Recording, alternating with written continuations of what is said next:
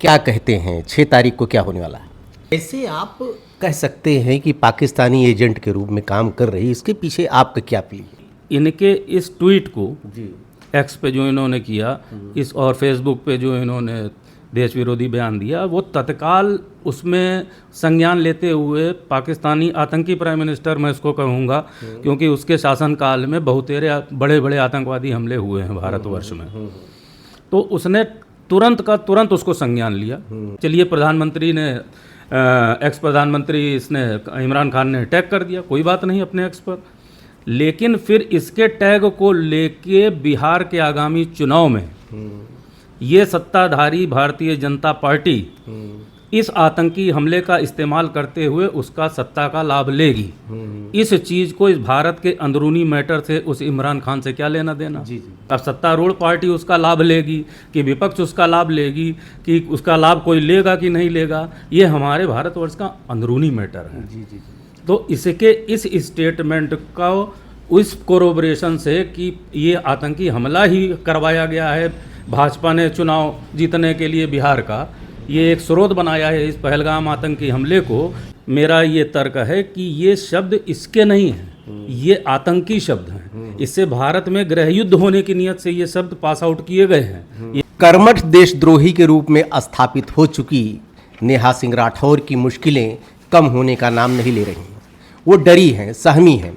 आज देश के प्रतिष्ठित वकील जो आतंकवादियों का मुकदमा लड़ चुके हैं, पहले अफजल गुरु और याकूब मेमन, उनके पास उनकी एक सोशल मीडिया पे इस समय फ़ोटो तैर रही है। आखिर क्या होगा? 3 एफआईआर दर्ज हो चुकी है, एक लखनऊ में, एक पटना में और एक अयोध्या में तो प्रॉपर बहस हो चुकी है। 6 तारीख को जजमेंट आना है। अब क्या होगा? चूँकि कोर्ट है, कुछ भी संभव है।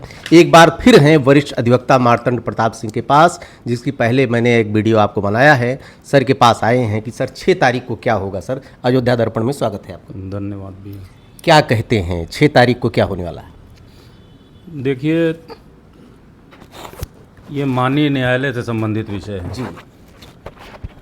इसमें मेरा कुछ कह पाना कि क्या होगा क्या नहीं होगा, ये मेरे किसी वक्तव्य पे और मेरिट पे निर्भर नहीं करता है। जी। मैंने अपने केस की मेरिट उसके ओरल आर्गूमेंट में अपने किए गए, मैंने पूरी स्थिति परिस्थितियों से और वैध बिंदुओं से, माननीय न्यायालय की क्षेत्राधिकारिता से, माननीय न्यायालय के वाद बिंदु से संबंधित जितने भी मौखिक ओरल आर्गूमेंट हो सकते थे, जितने भी अपने केस के समर्थन में इस नेहा सिंह राठौर का जो प्रश्नगत मैटर है देशद्रोह का, जो इसने वीडियो वायरल किया है, उसके डिटेल में मैं नहीं जाऊंगा क्योंकि आप बखूबी वाकिफ़ हैं, हर आदमी वाकिफ़ है कि उनके विरुद्ध मैंने परिवाद दायर किया है ब्लॉक प्रमुख संघ के अध्यक्ष की तरफ से, श्री अयोध्या के श्री शिवेंद्र सिंह की तरफ से, वही परिवादी हैं इसके। जी।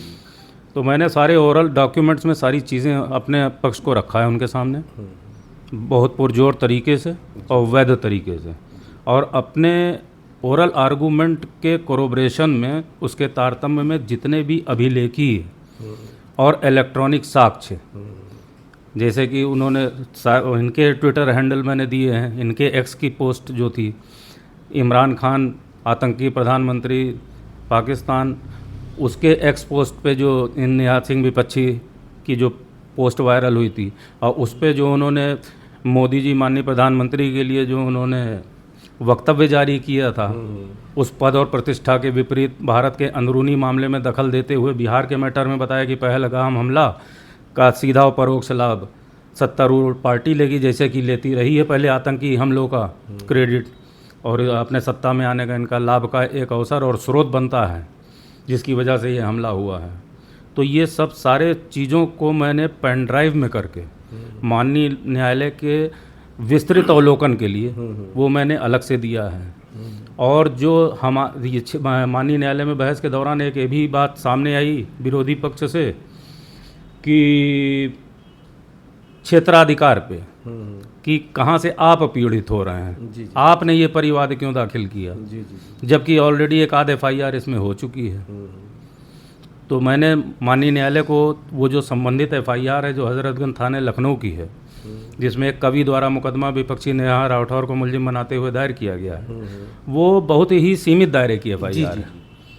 उसमें मात्र वो चूँकि वादी उसके पेशे से कवि हैं, तो उन्होंने बताया कि ये विपक्षी नेहा सिंह राठौर ये एक कवित्री है, तो इसकी देशद्रोही बयान से उनकी भावना कवि के रूप में आहत हुई है और कवि समाज के सम्मान को ठेस पहुंची है। उसमें किसी प्रकार का कोई आतंक और सरसरी तौर पे चूंकि देशद्रोह से संबंधित बयान था तो देशद्रोह की धारा भी लग गई।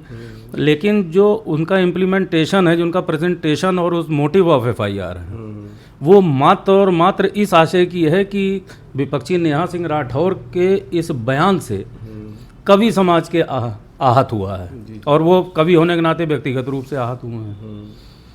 तो वो बहुत ही, वही मैंने अभी आपसे बताया कि ये बहुत सीमित दायरे की एफआईआर है। अगर बहुत ही ज़्यादा अगर ये एफआईआर प्रोसीड करती भी है विपक्षी नेहा ठाकुर के विरुद्ध और साक्ष्य सबूत मिलते भी हैं, तो उसमें कहीं से उनकी डिमांड ही नहीं है देशद्रोह की। उन्होंने सिर्फ अपना मोटिव इम्प्लीमेंट किया है कि साहब इससे, इनके इस वक्तव्य से कभी समाज दूषित हुआ है, उसकी भावना आहत हुई। इनके इस विधि विरुद्ध कृत्य से कि इससे आतंकी एसोसिएशन क्या है, उनकी एफआईआर में दूर दूर तक कोई लेना देना वास्ता सरोकार नहीं है।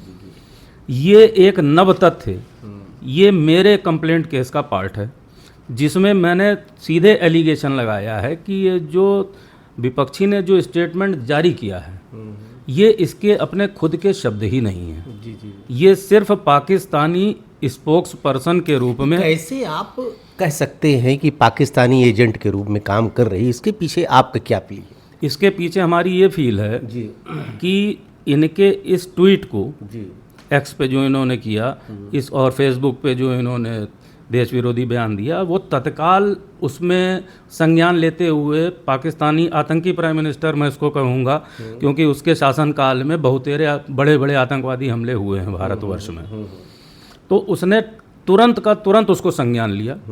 और ये कोई अपराध नहीं है, कोई किसी का भी ट्वीट संज्ञान ले सकता है। आप हमारा जो मैं बयान दर्ज कर रहा हूँ वो आप अपने फेसबुक आईडी पे लगा के मुझसे प्रभावित होकर लगा सकते हैं, वो कोई अपराध नहीं है। लेकिन उसमें देखना जाएगा इंटेंशन। अब जैसे कोई अगर एक्सीडेंटल डेथ हो जाती है तो उसके धारा की बहुत सीमित सजाएं हैं और बहुत सरसरी धारा हैं, जबकि उसमें भी मृत्यु होती है, क्योंकि उसमें आदमी के मरने का और मारने का इंटेंशन नहीं होता, उसका मर्डर करने का। That is only slip of situation की घटना हो गई और आदमी मर गया, राह चलते एक्सीडेंट हो गया। लेकिन अब अगर उसी आदमी को उसी एक्सीडेंट का रूप देके अगर आपने इंटेंशन से किसी को गाड़ी चढ़ा के मार दिया तो आप मर्डर केस के मुलजिम हो जाते हैं, उसमें आपको फांसी तक की सजा है। इंसिडेंट एक है, motive and action of accidents वो सेम है, सिमेट्रिकल है, लेकिन एक में बेलेबल धारा है, आपकी खड़े खड़े बेल होती है और आप आराम से छूट जाते हैं माननीय न्यायालय से, जेल भी नहीं जाना पड़ता। और सेम उसी इंसिडेंट में अगर मोटिव इन्वॉल्व हो गया तो आपको फांसी तक हो जाती है, आप मर्डर के मुलजिम होंगे, आप जेल चले जाएंगे। तो that is only slip of situation of motive that has been arised for that very incidence and the occurrence कि व्हाट इज योर मोटिव। तो ये मोटिव जो इसका है, तो इसका जो एक्ट है, चलिए प्रधानमंत्री ने एक्स प्रधानमंत्री इसने इमरान खान ने टैग कर दिया, कोई बात नहीं अपने एक्स पर, लेकिन फिर इसके टैग को लेके बिहार के आगामी चुनाव में ये सत्ताधारी भारतीय जनता पार्टी इस आतंकी हमले का इस्तेमाल करते हुए उसका सत्ता का लाभ लेगी। इस चीज़ को, इस भारत के अंदरूनी मैटर से उस इमरान खान से क्या लेना देना। तो ये एक यहाँ पे मोटिव इन्वॉल्व हो रहा है कि उसके स्टेटमेंट, किसी के ट्वीट पे उसने अपना समर्थन जारी करते हुए उसको सत्यापित और तस्दीक करते हुए पॉजिटिवली उसने बताया कि इस विपक्षी ने बिल्कुल सही स्टेटमेंट दिया और इसका सीधा चुनाव में ये आगामी में बिहार में भारत के अंदरूनी मामले में उसने अपना वक्तव्य दिया, जिससे उससे कोई लेना देना नहीं। अब सत्तारूढ़ पार्टी उसका लाभ लेगी कि विपक्ष उसका लाभ लेगी कि उसका लाभ कोई लेगा कि नहीं लेगा, ये हमारे भारतवर्ष का अंदरूनी मैटर है। तो इसके इस स्टेटमेंट का उस कोरोबरेशन से कि ये आतंकी हमला ही करवाया गया है भाजपा ने चुनाव जीतने के लिए बिहार का, ये एक स्रोत बनाया है इस पहलगाम आतंकी हमले को, इस चीज़ को तस्दीक कर रही है, तो ये सीधी नीयत दिखाता है कि ये इसके शब्द नहीं हैं। कनेक्टिविटी तो साबित हो गई ना कि इसका ट्वीट आतंकी प्रधानमंत्री पाकिस्तान इमरान खान ने टैग किया। तो उसी नियत से मैंने कहा कि और इसका कोई व्यक्तिगत बेनिफिट नहीं है। अगर देखा जाए कि इसने इस स्टेटमेंट को क्यों जारी किया, इसके इस स्टेटमेंट का पूरा बेनिफिट लिया है आतंकी प्राइम मिनिस्टर ने, इमरान खान। हाँ, तो उसी कंटिन्यूटी में और उसी चेन ऑफ ऑफेंस में मेरा ये तर्क है कि ये शब्द इसके नहीं हैं, ये आतंकी शब्द हैं। इससे भारत में गृह युद्ध होने की नीयत से ये शब्द पास आउट किए गए हैं, ये वक्तव्य दिया गया है इस विपक्षी नेहा सिंह राठौर का। तो उसकी सीधी नीयत है वो पाकिस्तानी प्रधानमंत्री के आतंकी उसमें हमले के रूप में इसने क्रियान्वित करने के लिए इससे ये शब्द बुलवाए गए हैं, ये पाकिस्तान की तरफ से बुलवाए गए हैं। और अब ये एक जांच का विषय है। एक आज पोस्ट आई है उसकी नेहा सिंह राठौर की, बहुत बड़े वकील कपिल सिब्बल के साथ में उसकी आई है। अभी कुछ दिन पहले उन्होंने एक पोस्ट किया था कि हमारे पास खाली 519 रुपये हैं, और उसके बाद एकाएक मैं देख रहा हूँ बड़े बड़े वकील हायर। क्या ये भी एक संदेह नहीं पैदा करता है? देखिए, अब वकालत की फ़ीस का और फीस के पैमाने का जी कोई इंफ्रास्ट्रक्चर इन्वॉल्व नहीं है। मैं ही वकील हूँ, मैं एक गरीब आदमी का अपने पास से वकालतनामा लगा के बिना 100 रुपया लिए उसका पूरा ट्रायल देखता हूँ। और जहाँ मेरे केस की मेरिट है तो मैं 5 लाख रुपए अपनी फीस बताता हूँ, बिना उसके मैं अपनी किसी की फाइल क्लाइंट की छूता भी नहीं हूँ। तो it depends upon the situations कि वो क्लाइंट हमसे किस रूप में वो हो रहा है इन्वॉल्व। अच्छा, अगर मान लीजिए विपरीत जाता है फैसला 6 तारीख को आपके खिलाफ, तो आगे आप क्या करेंगे? यहीं बैठ जाएंगे कि आगे इस जंग को जारी रखेंगे?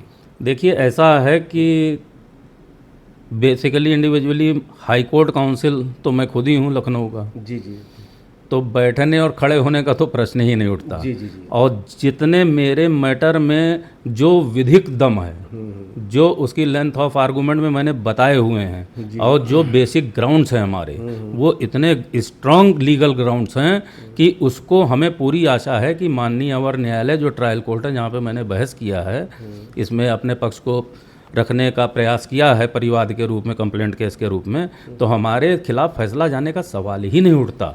वकील साहब बहुत आशान्वित हैं कि फैसला आपके खिलाफ नहीं जाएगा, लेकिन ये कोर्ट है, आप तो वकील हैं, अपनी ही बात रखेंगे और आदमी अपनी ही बात रखता है। लेकिन 6 तारीख को फैसला क्या होता है, इसके बाद क्या सिनेरियो सामने आता है, देखने वाली बात है। देखते रहिए अयोध्या दर्पण। ढेर सारी शुभकामनाएं आपको। धन्यवाद।